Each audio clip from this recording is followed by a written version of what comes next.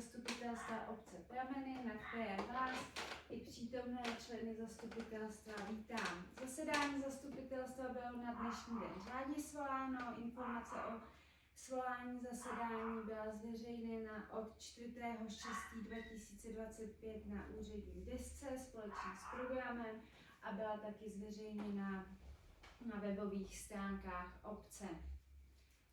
Tak, tady složení slibu pan Bohra, ten ještě od voleb nepřišel, takže můžeme přijít k dalšímu bodu dnešního dne a to je určení ověřovatelů a zapisovatele.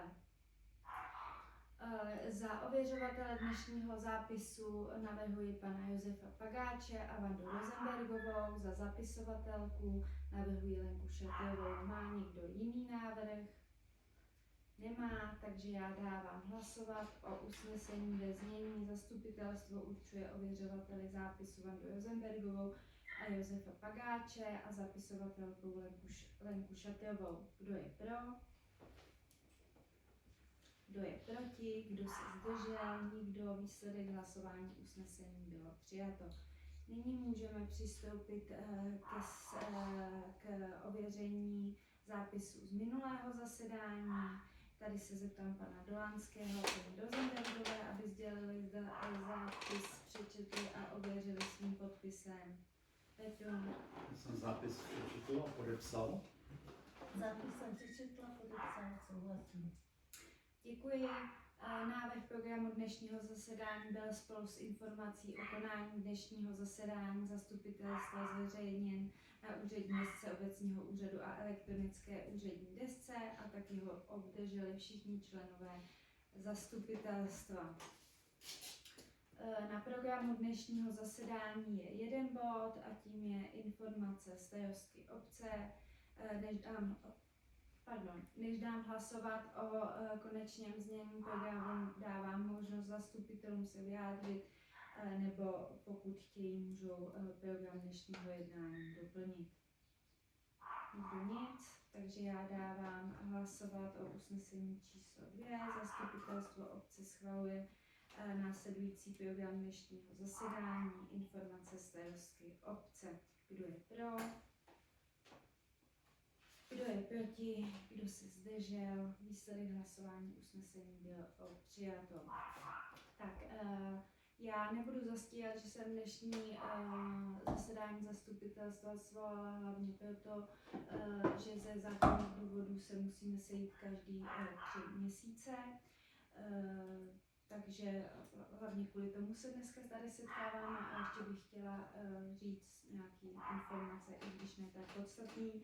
A vzhledem k tomu, že vlastně přezkum hospodaření byl v letošním roce posunut až na konec května, tak jsme se vlastně netrefili do toho termínu těch 3 měsíců, takže budeme mít zastupitelstvo v červnu ještě jednou, kde je zapotřebí schválit závěrečný účet. Samozřejmě budete o tom včas informování. Tak to je k tomu, proč jsme se tady dnes sešli takhle narychlo. A já mám jenom pár informací a je tady možnost, aby mě zastupitelé po případě doplnili. Chtěla bych jenom poukázat na to, že teď se nám stává problém s popelnicema, to jak místních, tak i těch našich na tříděný odpad, že se do nich dostanou kočky nebo lišky, převrátí je a pak je tady nepořádek na obci. Stává se to i u lidí, co třeba tady nebydlí denně a pak se to tady musí uklízet, tak jako dávat na to větší pozor. My jsme třeba na Rafandě to teď řešili tím, že jsme dali zátěžovou cihličku na tu popelnici, co je na plasty, tak to tam dávat, aby tady nebyl nepořádek kvůli tomu, že se tam ty zvířátka dostanou. Pak bych chtěla pozvat všechny na akci, největší asi, co se to letošní, ta se bude konat 25.7. Je to letní pramenská slavnost, koncerty, taková pohodová akce. Chtěla bych připomenout, že stále máme, nebo že stále běží soutěž Rozkvetlá obec 2026, kde vlastně občané, kteří budou mít hezky vyzdobený před barákem okno, nebo tak můžou být oceněni poukazem do květinářství.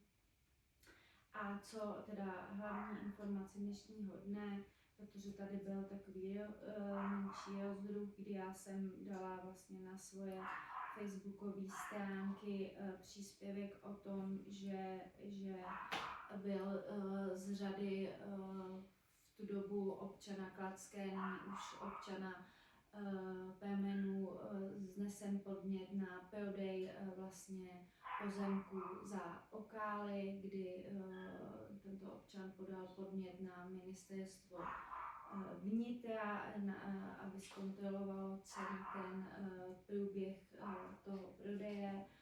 Vlastně měla jsem informaci tady od občanů, že byli strašení tím, že o ty pozemky přijdou a že já osobně jsem měla způsobit obci škodu ve výši 800 000. Takže já bych tohleto chtěla všechno dementovat. Vyjádření od ministerstva vnitra jsme obdrželi. Zabývalo se vlastně tím prodejem těch pozemků za Okály více jak měsíc a nebylo tam shledáno žádné pochybení ze strany obce v tom, co teda oni mohli kontrolovat. A jenom takhle, že se nemusí místní bát. Já takhle chci, aby to bylo i veřejně zaznělo a i aby to bylo zápisem. Tohle to je pro dnešek za mě všechno. Říkám, budeme se muset sejít ještě ke konci měsíce června a vzhledem k tomu, že mě požádal Státní pozemkový úřad o to, aby se svolalo zastupitelstvo i v měsíci červenci, a to kvůli pozemkovým úpravám, tak počítat s tím, že bude i zastupitelstvo v červenci, co běžně nemíváme. Tak, za mě je to všechno. Pokud nemá nikdo nic dalšího, tak já tímto ukončuji dnešní zasedání zastupitelstva a přeji všem hezký den. Děkuji a nashledanou.